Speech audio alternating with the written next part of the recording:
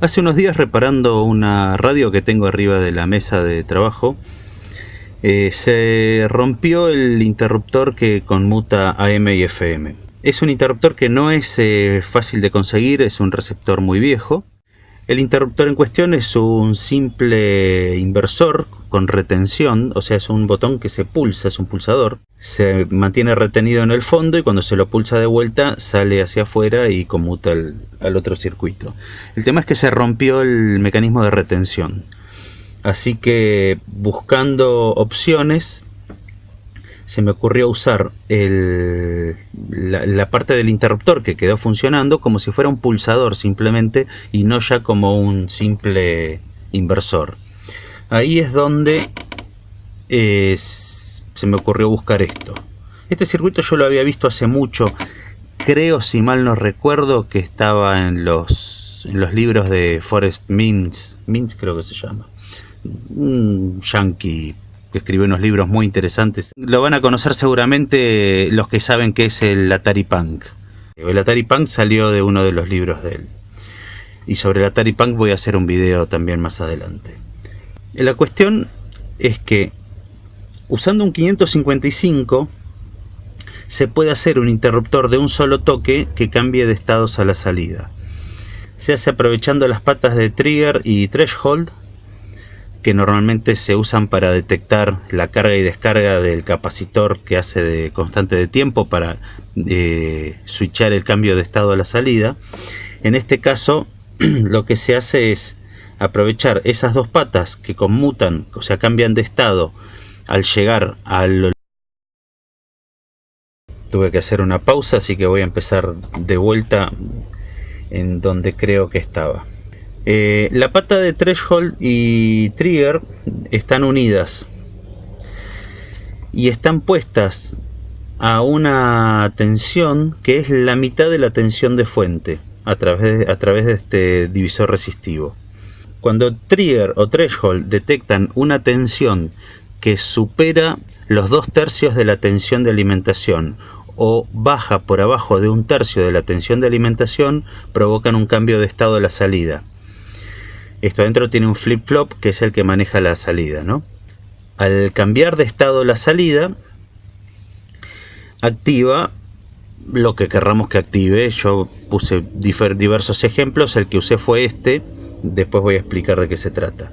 Cuando la salida queda en un estado alto, o sea, energizada, con tensión, este capacitor se carga a través de esta resistencia de 100K. Al cargarse, este capacitor se mantiene en la tensión de salida. Cuando nosotros presionamos este interruptor, este capacitor se descarga rápidamente y fuerza el potencial que hay entre estas dos patas a una tensión equivalente a la tensión de fuente. O sea, supera los 2/3 de la tensión de fuente. Por lo tanto, es detectado y cambia de estado. O sea, cae a cero la salida. Al cambiar a cero, este capacitor queda descargado. Este interruptor no está conectado. Cuando se lo pulsa nuevamente, al estar este capacitor descargado, se carga rápidamente con la corriente que circula entre estas dos patas. Estas resistencias no alcanzan a entregar suficiente corriente como para compensar la caída de tensión que se produce cuando este capacitor se carga. Entonces la tensión acá baja por abajo de 1/3 de la tensión de fuente y es detectado y cambia de estado. Estas dos patas están conectadas internamente a unos comparadores, por eso provocan el cambio de estado. Yo lo que necesitaba era un interruptor simple inversor como este. En el equipo donde yo lo conecté viene una tensión de alguna parte del circuito que es menor que la tensión de fuente. Esto estoy hablando de la radio, ¿no? del interruptor que reemplacé, que después lo voy a mostrar. Por acá en el interruptor en cuestión, por acá viene una tensión de fuente y tiene dos salidas. Una conmuta AM, la otra conmuta FM. Tuve que grabar este segmento de vuelta pues sin querer lo borré mientras lo estaba editando.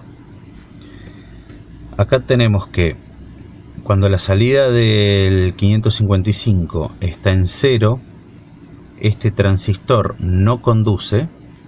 Al no conducir este transistor, en este punto tenemos el potencial de la fuente a través de esta resistencia. Entonces, en ese caso, el transistor PNP no conduce y empieza a conducir el NPN. Cuando tocamos el pulsador, cambia de estado de la salida y la salida queda en un estado alto, o sea, prácticamente al potencial de fuente. Este transistor empieza a conducir. Hay una caída de tensión en este punto que queda en 0,6-0,7 volt. Entonces, en ese momento el transistor NPN deja de conducir y empieza a conducir el transistor PNP. Así tenemos que la tensión que entra por el emisor del PNP y el colector del NPN es derivada a una u a otra salida de acuerdo a la tensión que tenemos en la entrada, si es un estado alto o un estado bajo. Se pueden usar otras salidas, como en este caso hice el circuitito para acoplar un relé, o en este caso se puede poner una resistencia y un LED, o se puede usar esta salida para excitar otras cuestiones. Este tipo de interruptores se puede hacer con puertas lógicas, con transistores, con flip-flops. Lleva el nombre de latching switch, el latching switch no tiene una traducción literal en español. Un latching switch se caracteriza por cambiar de estado la salida y mantener ese estado hasta que se produzca un nuevo evento en la entrada. O sea, cada vez que se produce un evento en una entrada simple, cambia el estado de la salida. Acá se puede ver cómo está aplicado en el protoboard. Se puede ver que cada vez que toco cambia de estado. Lo que están viendo acá es el circuito que yo mostré como ejemplo para que apliqué yo en la radio, pero la salida se puede reemplazar por cualquier cosa, por un relé, por un LED, por lo que sea. Pero me pareció interesante mostrar la posibilidad de hacer un interruptor simple inversor con transistores. Se puede hacer un doble inversor también, siempre y cuando se manejen tensiones continuas, por supuesto. Si ya se manejan tensiones alternas, o audio o algún tipo de señal, ya la cosa cambia. Habría que usar FETs o alguna llave lógica como el 4066 o algo así. Y ahora voy a mostrar cómo quedó aplicado en el estéreo.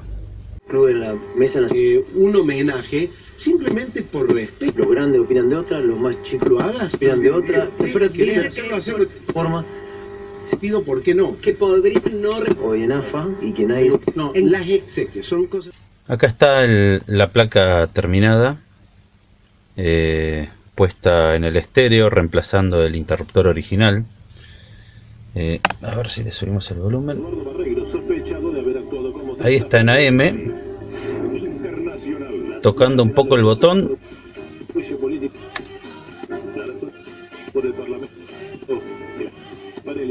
Cambia solamente con un toque. Acá se puede ver con mejor detalle la placa. Se puede ver el 555 que usé, que es un Motorola viejísimo, que no sé de dónde lo saqué, pero que están dando. Como se puede ver, no está demasiado prolijo, pero lo importante es que funcione. Y va a ir ubicada ahí en este lugar que queda acá, en este espacio. Una cosa que me olvidé de aclarar es que acá está marcado tensión de 9 a 12 volts. Es importante no pasar de tensión el 555 porque no le gusta mucho. Según la hoja de datos, hasta 15 volts supuestamente tolera, pero en la práctica me he encontrado con algunos que ya los 13-14 volts explotan. Así que lo mejor sería mantener la tensión no mucho más allá de los 10 volts. 8 volts es una tensión más que lógica para alimentarlo. Y se puede hacer a través de un regulador, un 7808 por ejemplo. Es importante esto porque el 555 tiende a generar mucho ruido cuando cambia de estado, entonces se pueden provocar disparos erráticos. Con esto estamos desacoplando un poco la fuente, y si ponemos un regulador de tensión adelante, mejor todavía, porque la señal, la tensión con la que vamos a alimentar esto es más limpia. Después va a ir envuelta en termocon... ¡Uy!